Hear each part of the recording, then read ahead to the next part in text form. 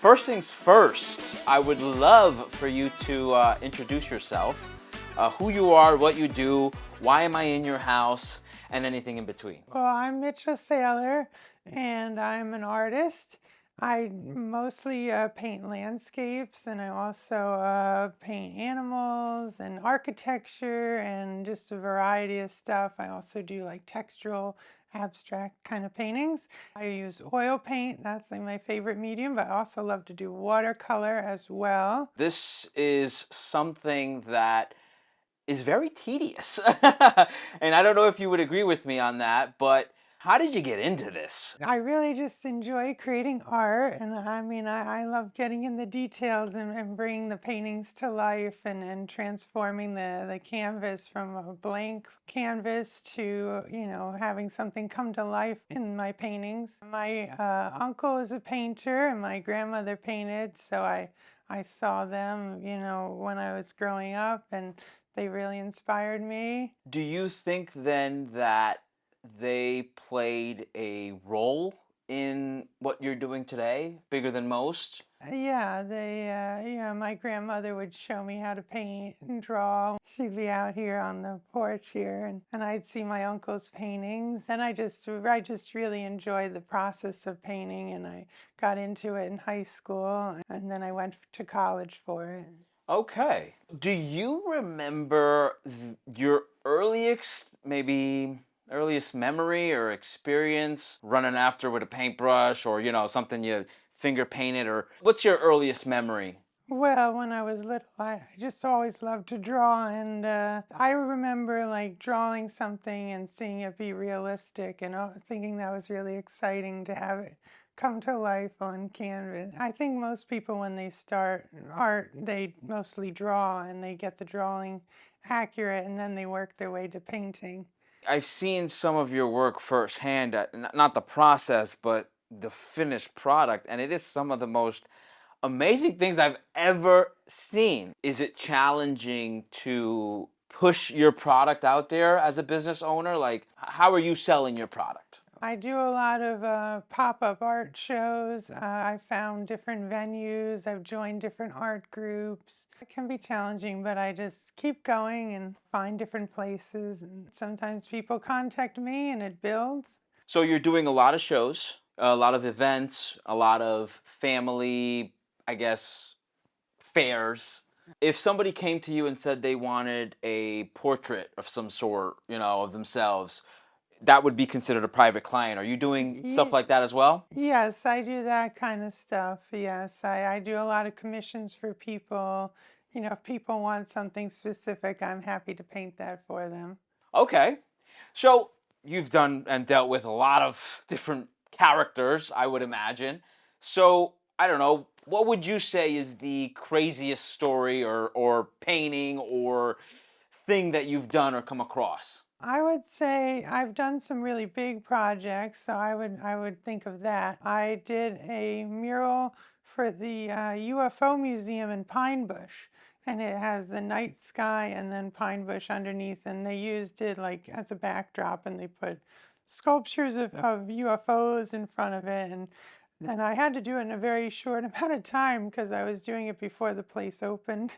So that Oh my was an God. interesting, it was a 10-foot by 16-foot mural. I've painted a piano. They had, in Goshen, they had a project where a number of artists painted on pianos. So he painted all the different sides of the piano, and mine was a farmer's market theme, and it had some Goshen scenes in it.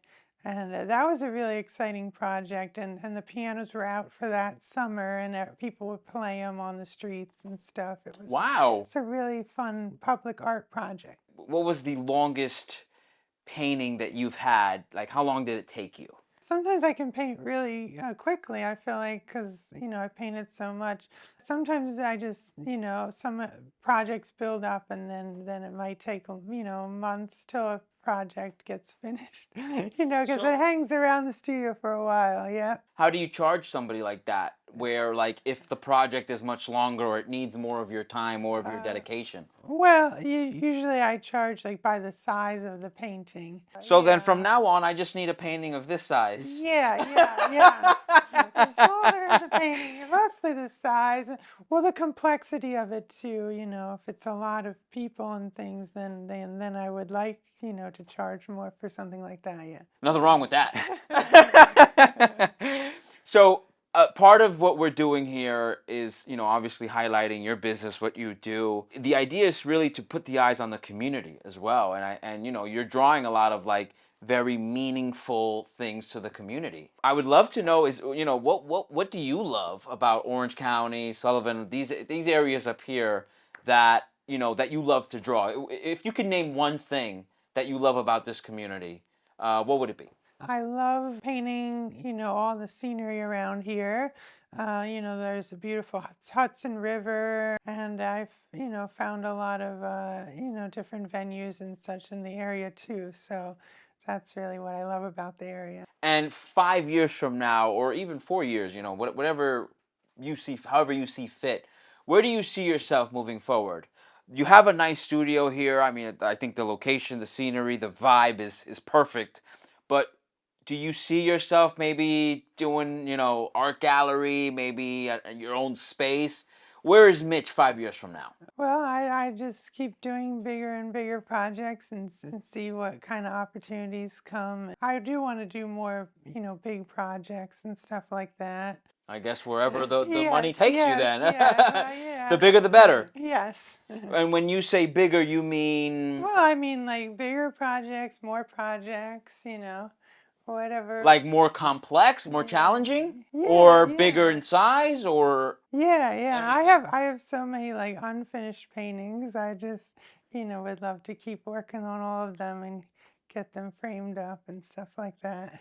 That's the problem. I think that I've heard some of these big names, these big artists who would start up, you know, however they're feeling that day, they'll start a project, and then they won't revisit it because they don't feel the same way or whatever until next Tuesday of the following week. What's up with that? And I understand, but I don't. Where it's almost like you feel as though you need to be inspired. Well, sometimes I'll go. I love plein air painting. Plein air is like outdoor. It means outdoors in French. And artists go outside and they paint on location and looking. And it's fun to be outside in nature and really absorbing the scenery around you. And sometimes, though, with something like that, you might not be able to finish it on site, you know, or I might just start something and then it just doesn't get finished. So those are the kind of projects I, you know, then revisit later. It's like, you know, you feel like the art is finished when it tells the message you want it to tell, and sometimes you can always seem to find more details and keep going with them. That's a good point. I think, and I don't want to put any words in your mouth, but it's almost every painting is telling a story.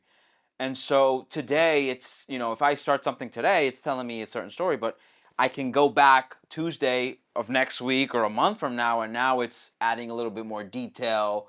And, I really should shade this in more or less, whatever. Is that the same feeling then that you get where it's the message may change as we go along, as you live through life, and you always go back and finish the painting, so to say? Go back into that space, but then every time you paint, you hope to get better and better and improve, and then you might see something else or just be focused on a different aspect of painting at a different time. And yeah, it's exciting to keep things evolving and Yeah. growing. Yeah, excellent.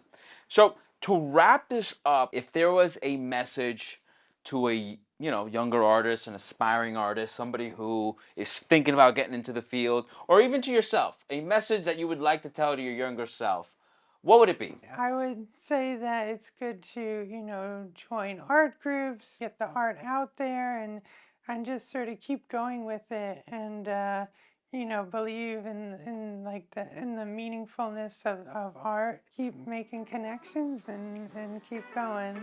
And don't charge too much. Just kidding.